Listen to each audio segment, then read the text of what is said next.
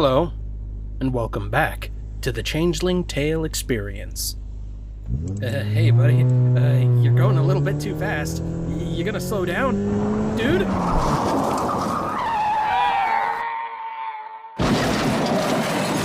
In this part, we'll be taking a look at the 3 romances that Changeling Tale has to offer. A quick note here. I know I said before that I wasn't going to get into the YouTube essay thing for padding here, but I lied. Well, not really. I do gotta explain things a bit, but I'm mostly covering what I need to help prove my points. While it might mean that I'll be covering a good chunk of the sister stories, this isn't what I'd recommend looking at for an alternative to playing for yourself. But you do whatever you like. So with that out of the way, let's get this show on the road.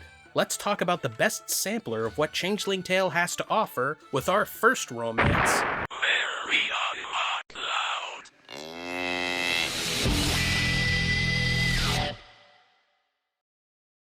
Marion is hands down the best starting romance in all of Changeling Tale. The pacing of her story is perfect. Her transformation progresses as the relationship continues along, with Chapter 1 establishing her earlier character and struggles, Chapters 2 and 3 being the slow build-up through her TF progression and life adjustment, with the final chapter, Chapter 4, resolving a lot of the personal plot details. Marion's path is just pure tempo, tempo, tempo, all the way through.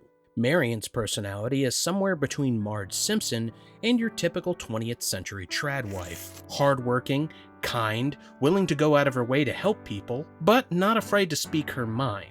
Hence where the Marge thing comes into play. She's more like the earlier seasons of Marge, not the "I'll crump with you, sweetie pie" kind of the current soulless era. She's not the type to bite her tongue if her sisters step out of line or behave different than what she expects or wants from them, especially regarding the middle sister, Jessie's recent lifestyle choice of being a flapper and a songstress at the town's pub. Malcolm gets into her good graces by helping Mare out whenever he can. From there, Malcolm gets a dinner invite, and we get some insight regarding the town and the Macleod family as a whole while he was away at war. More importantly to Marion's story for later is some background regarding the father, Owen Macleod. The 3 girls have had a strained relationship with their father ever since the death of their mother, who died while giving birth to the youngest sister, Grace. Since then, he's either been commanding or emotionally distant with them. That seems to be the extent of his bad parenting, so at least he's not beating them or anything. Not like he put his family in danger to appease his dope dealers like some cowardly pieces of crap I personally know. But Owen's actions still seem enough to set him up as a possible antagonist later on. Marion, out of everyone in the household, gets the brunt of her father's attention, as she's expected to keep everything running smoothly as she's the eldest of the family. Because of that, she doesn't get much time to do what she wants to do, but it's not like she's Dobby or anything. What, she doesn't get to go out to the pub? Big deal, she's better off in my opinion. Marion seems mostly content in her handling her farm duties, but the whole deal with her acting as a replacement for their mother by their father still seems a bit much. I should mention, not in the way you're expecting. That's a whole different genre of slop right there. Myra! Myra, the screen's not frozen, the change is still moving, stupid! The relationship truly starts a little while later after Malcolm opens up about his time at war, talking about his experiences and surviving in the trenches, about how he felt like he let his men down and failed to bring back as many as he could back home alive.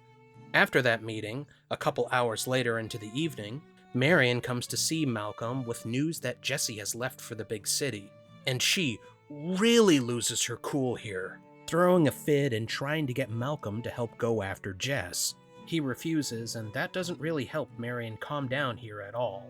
The big blow to this little outburst comes when Marion counters Malcolm's response when he says, "She's a grown woman. You don't need to go save her," with Marion telling him that the only person who couldn't save anyone here being Malcolm, a dig back to Malcolm's previously mentioned survivor's guilt. Eventually she calms down, and the two spend the rest of the night reminiscing and getting closer. This all seems like a very bad way to start off her character, with Marion freaking out like that, but I actually really like it. It shows a flaw and a vulnerability to her that makes her feel more realistic. Outbursts like this, especially if you go as far as to say something stupid or offensive in the heat of the moment, feel kinda like something an actual person would do, especially if it's an overprotective mother figure like Marion here. While I'm pretty sure that there's a part of her that understands that Jessie is a grown woman and can do and go wherever she wants, Marion still feels the need to protect her, and for Mare specifically, to try to keep that sense of familiarity around her intact. One of her big character hang-ups is the inability to accept changes, which includes the TF stuff, yes, but that also goes for her life in general. With Jessie running off to the city while her father is away, Marion feels like she failed somewhere. So of course she's going to be defensive and resistant and flip out when something like this happens, even if it means throwing out any logic or reason during that moment of stress. She understands what she said was wrong and apologizes for it afterwards, but that little moment paints Marion as a character with more depth than your usual good girl romance archetype, showing her as being flawed, selfish, and short-sighted at times like any normal person might be, while also owning up to her mistakes like an adult. This is kind of rare for a lot of romantic VNs to do, showing a potential downside for the person that you're trying to woo. And at least with Marion here, I can kind of get what they were trying to go for, and I think it was executed pretty well. If only I could say the same about her sister. Back on track with the story, we move on to Chapter 2 with Malcolm on Cloud 9 about his new girlfriend. He heads over to the market before heading over to the Macleod's farm and spies a trinket to give to Marion, a cowbell pendant. Something that any farm girl would want. Shit, man, at least start off small, like giving her a block of cheese or something. Malk heads off to give his gift, but it doesn't exactly go quite as planned. We also get to play our first minigame here. This minigame involves Malcolm trying to cross lines of cows to make it to the one cow at the end that's made off with his gift. Welcome to the toughest minigame in the whole of CT.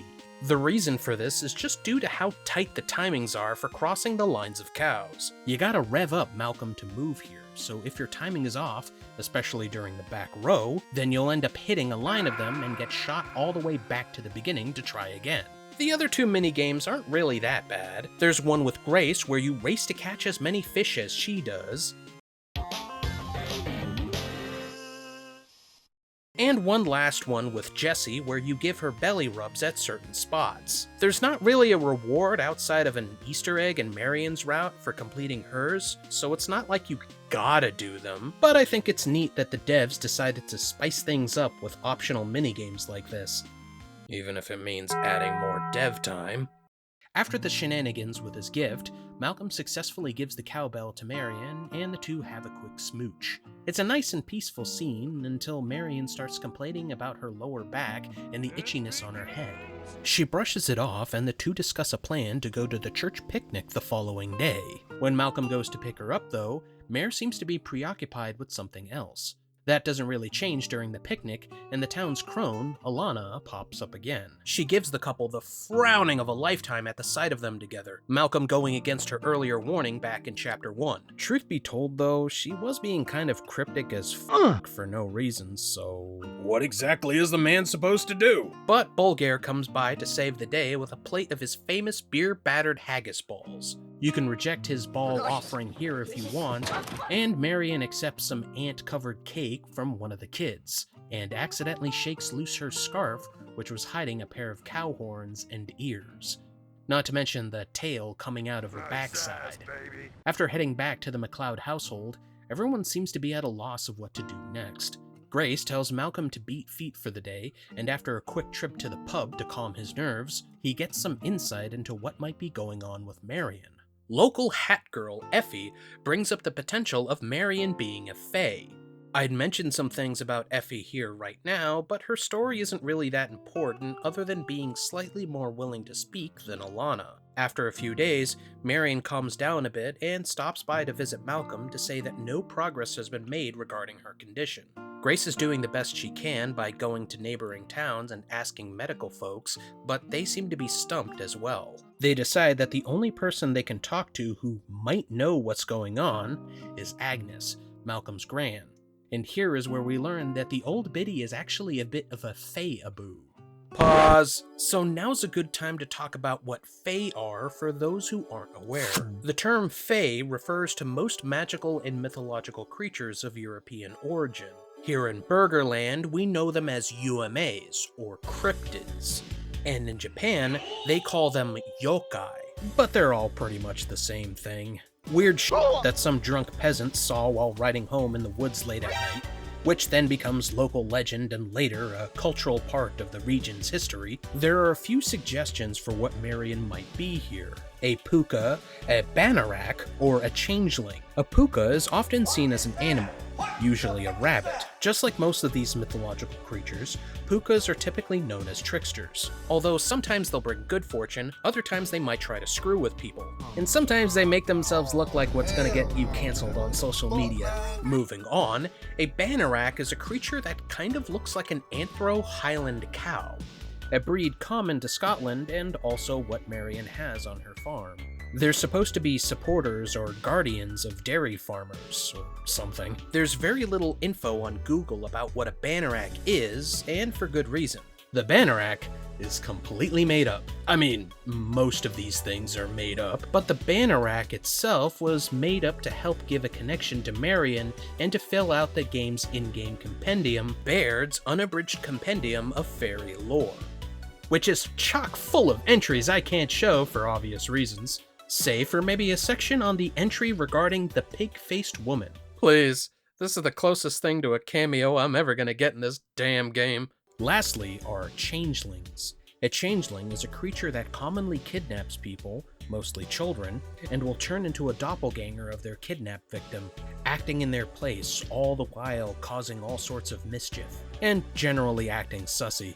You know, now that I'm thinking about it, why would the devs choose Changeling as the highlight for their game's title? I mean, there are plenty of other properties with the term change or changeling in them, so calling this VN something else would have been a lot better for the sake of not confusing people, and for not singling out those Fae as what would be in the game.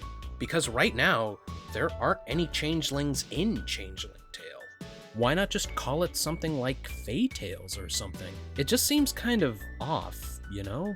You don't think that maybe the girls... Bah, whatever. Gran makes 3 as her, Grace, and Malcolm help Marion out with anything that they can.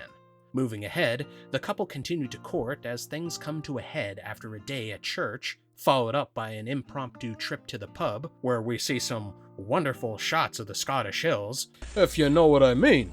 And last, a stop for a couples-only picnic where things finally come to a head, with Marion's changes happening all at once. And I mean all at once. Full fur, hands changing, boots exploding, and try as they might by using makeup powder that's probably full of lead and cocaine, they can't cover up Marion's big schnozola worth a damn.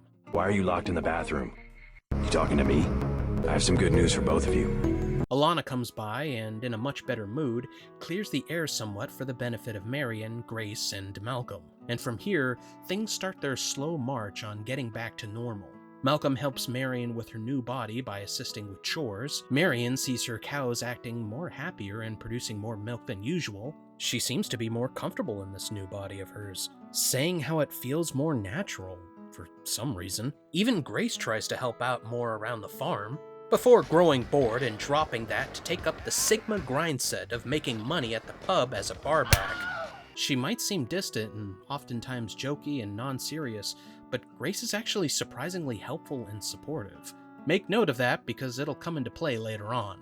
Around this time is when we get that great scene with Malcolm and Marion by the water, that horrifying face of Loverboy here, and the first arrow scene of Marion's route as she and Malcolm consummate their love for the first time. She grows an udder here and seems to gain a few pounds overnight, much to the chagrin of her iconic green dress, but that isn't anything that Agnes can't stitch up real quick using old blankets. The only big hang-up for Marion now is her ability to go into town. After the changes at the start of Chapter 3, it's been harder for her to go into town without a heavy disguise. Obviously, with the way she looks, Marion is going to be turning heads, and this plays into her second story focus, the town's acceptance of her changes, especially with her father. But all that stuff is for Chapter 4, so you'll need to see how that plays out for yourself. or wait for the Jesse segment. Overall, peaceful times in the town of Achnacaig. But that peace is short-lived when a letter from Owen, the father Macleod, reaches the homestead. Just as the couple and Grace ponder what to do, comes a knock from the front door.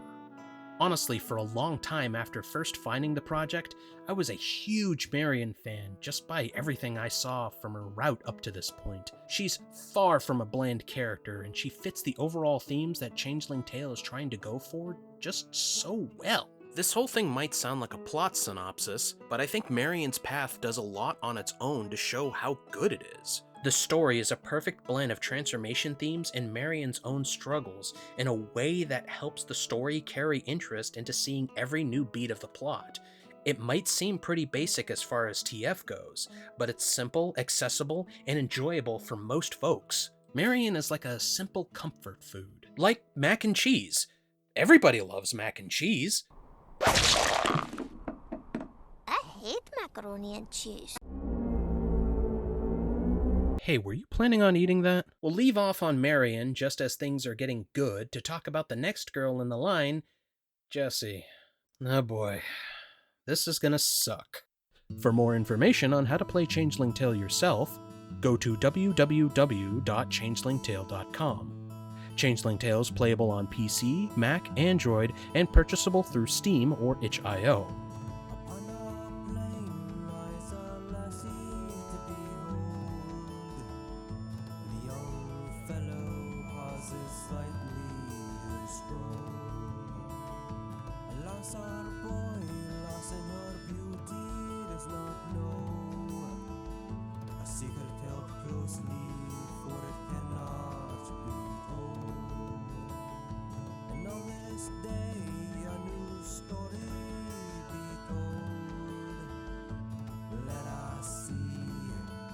Starts to